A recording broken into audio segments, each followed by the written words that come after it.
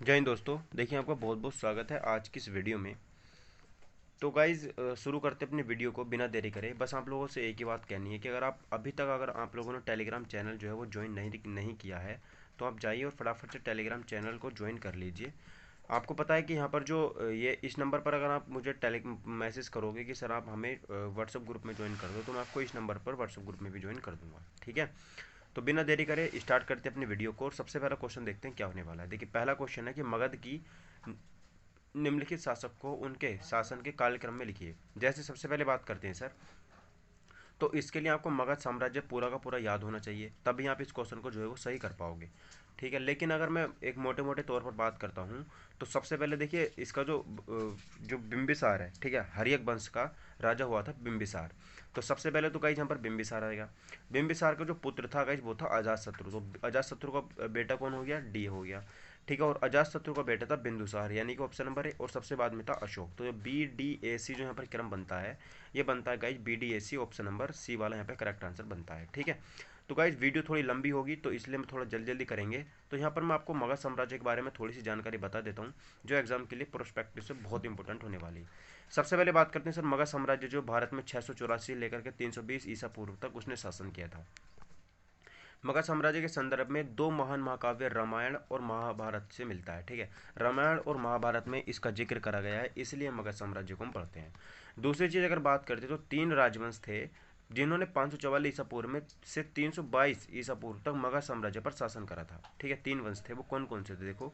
सबसे पहला वंश था हर्यक वंश। हर्यक वंश जो था वो 544 ईसा पूर्व से 412 ईसा पूर्व तक उसने मगध पर राज किया था। और दूसरा जो था वो शिशुनाग वंश था, और तीसरा जो था यहाँ पर वो नंद वंश था। तो तीनों हमें याद रखने। पहला जो हो जाएगा हर्यक वंश हो जाएगा, दूसरा जो हो जाएगा शिशुनाग वंश हो जाएगा, और तीसरा जो हो जाएगा वो नंद वंश हो जाएगा। ठीक है, बात करते हैं सर जो बिंबिसार है। ठीक है, जो बिंबिसार हर्यक राजवंश से संबंधित है। और यहाँ पर याद रखिएगा इसने शासन जो करा था 52 सालों तक इसने शासन उस पर किया था। ठीक है, उसके बाद देखिए बिंबिसार को उसके पुत्र अजातशत्रु ने कैद कर लिया था। और 492 से 460 ईसा पूर्व तक मगध साम्राज्य पर शासन उसने किया था। ये बातें आपको यहाँ पे याद रखनी है। ठीक है, उसने अपने पिता बिंबिसार की हत्या भी कर दी थी। तो भाई याद रखिएगा, ये अपने पिता को मार मार के गद्दी पर बैठते थे।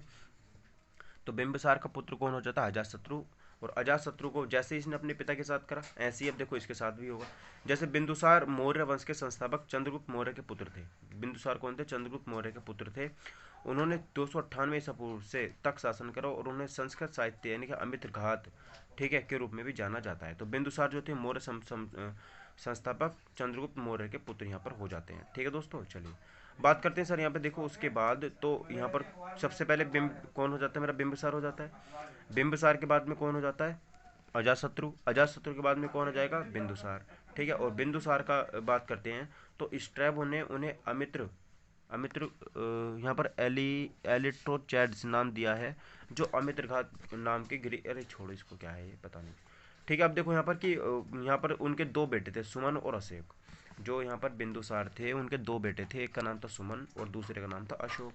तो उनकी मृत्यु के बाद अशोक ने उनका स्थान ग्रहण कर लिया था। ठीक है, उसके बाद देखिए अशोक बिंदुसार का पुत्र था, वह अपने पिता के शासनकाल के दौरान तक्षशिला और उज्जैन के राज्यपाल थे। अब अशोक अपने भाइयों को सफलतापूर्वक हराने में लगभग 268 ईसा पूर्व में सिंहासन पर बैठ गया था। तो इसने पहले अपने भाइयों को हराया था। ठीक है, और उनको हराने के बाद ही ये कहाँ पर बैठा था? शासन पर ही बैठा था। तो हमें इस वीडियो से क्या पता चलता है? मगध साम्राज्य पर तीन राजवंशों ने राज करा। पहला था हर्यक वंश, दूसरा था मेरा यहाँ पर जो हो जाता है हर्यक वंश के बाद शिशुनाग वंश, शिशुनाग वंश के बाद में नंद वंश। तो हर्यक वंश के दो राजा थे, एक बिंबिसार, और बिंबिसार के बाद था अजातशत्रु। फिर मौर्य वंश के दो राजा थे, एक का नाम था बिंदुसार और उसका पुत्र का नाम था अशोक। ठीक है, नंद वंश में घनानंद वगैरह आ जाते हैं, तो पद्मानंद, घनानंद। ठीक है, चलो आगे बढ़ते हैं सर। अगला क्वेश्चन बताएंगे सर। अगला क्वेश्चन देखेंगे क्या है। यहाँ पर क्वेश्चन क्या रहा है कि अमीर खुसरो किस सूफी संत के शिष्य थे। ठीक है, तो अमीर खुसरो जो थे वो किस सूफी संत के शिष्य थे, ये आपको मुझे यहाँ पर बताना है। देखो बात करें सर यहाँ पे अमीर खुसरो की, तो अमीर खुसरो जो थे वो निजामुद्दीन औलिया जो थे, इनके यहाँ पर क्या हो जाते हैं? सूफी संत ये हो जाते हैं, निजामुद्दीन औलिया के। ठीक है, तो ऑप्शन नंबर बी जो है इसका करेक्ट आंसर हो जाता है। अब देखो इसके बारे में आपको और भी चीज़ें जो है वो पता होनी चाहिए। जैसे सबसे पहली चीज़ क्या है कि सूफी संत, मैंने आपको यहाँ पर कुछ सूफी संत मैंने आपको दिखाए हैं इस वीडियो में। दो कुछ सूफी संत है। जैसे सबसे पहले अगर हम बात करते हैं तो देखो यहाँ पर यह है कि सबसे पहले मोइनुद्दीन चिश्ती है। मोइनुद्दीन चिश्ती। उन्हें उनकी उपाधि गरीब नवाज के नाम से जाना जाता है। तो आपने कई बार सुना होगा गरीब नवाज, ठीक है, तो गरीब नवाज के नाम से भी इनको जाना जाता है। और उनकी दरगाह अजमेर में स्थित है। उनकी दरगाह कहाँ स्थित है? अजमेर में इनकी दरगाह स्थित है। मोइनुद्दीन चिश्ती की दरगाह कहाँ पर है? अजमेर में स्थित है, ठीक है, याद रखिएगा। उन्होंने जीवन भर अजमेर क्षेत्र में रहना और उपदेश देना शुरू कर दिया था। किसने? मोइनुद्दीन चिश्ती ने। उसके बाद देखिए निजामुद्दीन औलिया। निजामुद्दीन औलिया की बात करते हैं तो उन्होंने हजरत निजामुद्दीन या ईश्वर के प्रिय के रूप में भी जाना जाता है, ठीक है, हजरत निजामुद्दीन या फिर ईश्वर के प्रिय के रूप में भी इनको जाना जाता है। वह गयासुद्दीन तुगलक के समकालीन थे, याद रखिएगा, समकालीन किसके थे? गयासुद्दीन तुगलक के, ठीक है। फवैत उल फवाद उनके द्वारा लिखा गया एक ग्रंथ है। उसके बाद देखिए हमीमुद्दीन निगरी हैं और शेख कुतुबुद्दीन बख्तियार हैं। तो ये इतने इंपॉर्टेंट है नहीं, बस दो इंपॉर्टेंट है, मोइनुद्दीन चिश्ती और निजामुद्दीन औलिया, दोनों से आप लोगों से क्वेश्चन पूछा जा सकता है, ठीक है दोस्तों। आगे बढ़ते हैं। देखिए अगला क्वेश्चन देखो, यहाँ पर मैं आपको अमीर खुसरो के बारे में थोड़ी सी जो चीज़ें हैं वो आपको पता बता देता हूँ, आपको पता होनी चाहिए, ठीक है।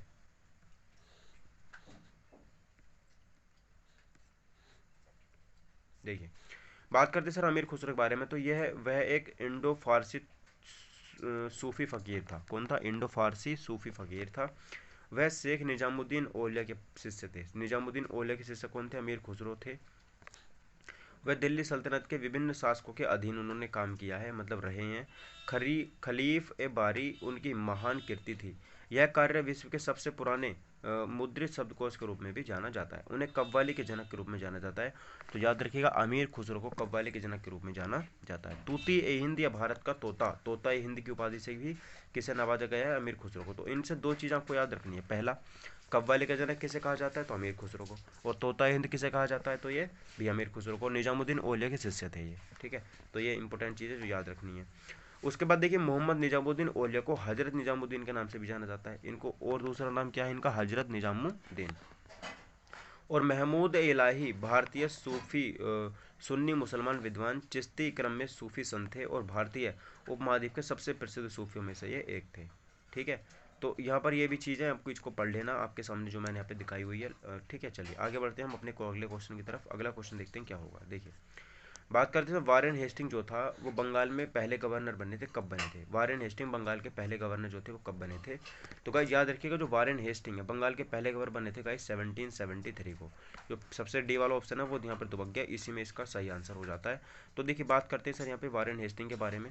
तो अब देखो मैं आपको लेकर चलता हूँ सर यहाँ पे इसके बारे में थोड़ी सी चीज़ें बता देता हूँ। देखो बात करते हैं सर वारेन हेस्टिंग जो 1773 में बंगाल के पहले गवर्नर जनरल बने थे। ये कब बने थे? 1773 को। इनके कुछ कार्य हैं जो इंपॉर्टेंट कार्य हैं, जैसे रॉबर्ट क्लाइव द्वारा स्थापित दोहरी प्रणाली को इन्होंने समाप्त कर दिया था। रॉबर्ट क्लाइव जो थे इन्होंने दोहरी जो प्रक्रिया थी उसको शुरू करा था, लेकिन वारेन हेस्टिंग उसको समाप्त कर दिया था।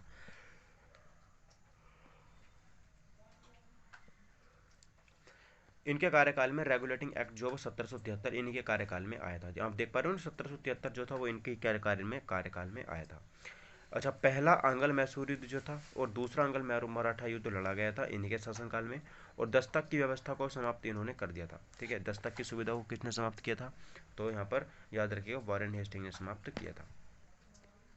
1785 में बंगाल की एशियाटिक सोसाइटी, अब बताओ एशियाटिक सोसाइटी जो है इसके जनक कौन है? ठीक है, एशियाटिक सोसाइटी कल हमने वीडियो करी थी एक, और उस वीडियो में मैंने आपको सारे सोसाइटी वगैरह याद कराई थी। मैंने आपको दो यहाँ पर याद कराई थी, एक थी मेरी थियोसॉफिकल सोसाइटी, ठीक है, और थियोसॉफिकल सोसाइटी एनी बेसेंट थी, और इंडियन सोसाइटी जो थी आनंद मठ थे, ठीक है। अब बताओ एशियाटिक सोसाइटी जो है इसके जनक किसे माना जाता है? ठीक है, गठन में विलियम जोन्स का समर्थन भी था, इन्होंने इसमें विलियम जोन्स ने भी इसमें समर्थन दिया था।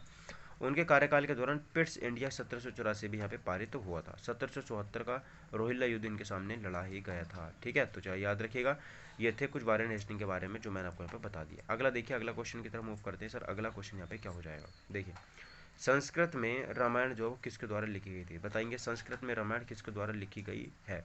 ठीक है, वाल्मीकि के द्वारा, कबीर के द्वारा, तुलसीदास के द्वारा, व्यास के द्वारा। तो सभी को पता है सर वाल्मीकि जो है इन्होंने संस्कृत में रामायण जो है वो लिखी है, तो ये भी आपको पता होना चाहिए। अब देखो यहाँ पर गाइस बात करते हैं सर रामायण के बारे में चीज़ें। देखो रामायण जो है वो कौशल के राजकुमार राम के बारे में है, जो कि एक देवदूत के रूप में भेजे गए थे, ठीक है। कौशल नरेश के राजकुमार थे श्री रामचंद्र जी, उनके बारे में इसको लिखा गया। उनकी पत्नी सीता का रावण नाम के लंका के राजा ने अपहरण कर लिया था, और राम ने उन्हें वापस पाने के लिए युद्ध भी उन्हें करना पड़ा था। वह इसे जीत गए थे और अपनी जीत के बाद कौशल की राजधानी अयोध्या वो लौट आए थे। ठीक है। महाभारत की तरह यह एक पौराणिक कहानी है और वाल्मीकि को संस्कृत रामायण के लेखक के रूप में जाना जाता है। रामायण में 24,000 श्लोक और 7 छंद है। याद देखिए 24,000 उसके अंदर श्लोक हैं और उसमें छंद कितने हैं, तो 7 उसके अंदर छंद दिए गए हैं। महाकाव्य रामायण 5वीं शताब्दी से पूर्व से पहली शताब्दी से पूर्व तक के समय में लिखी गई थी। ठीक है, 5वीं शताब्दी से पूर्व से लेकर के आगे देखिए, वाल्मीकि एक संस्कृत कवि थे और उन्हें आदि कवि के रूप में भी जाना जाता था। तो आदि कवि के रूप में किसे जानते हैं, वाल्मीकि को जानते हैं आदि कवि के रूप में। ठीक है। उपमहाद्वीप के विभिन्न हिस्सों में लोगों के बीच लोकप्रियता महाभारत और रामायण के कई संस्करण जिनसे कई प्रदर्शन भी किए गए हैं। आज भी नाटक होता है गाइस रामायण से लेकर के। तो चलिए आंसर बताएंगे। यहाँ पे आप लोग बताएंगे गलत सुमेलित कीजिए। आपको बताना इनमें से कौन सा गलत है, तो आपको गलत यहाँ पे सुमेलित करना है। तो गलत सुमेलित कीजिए।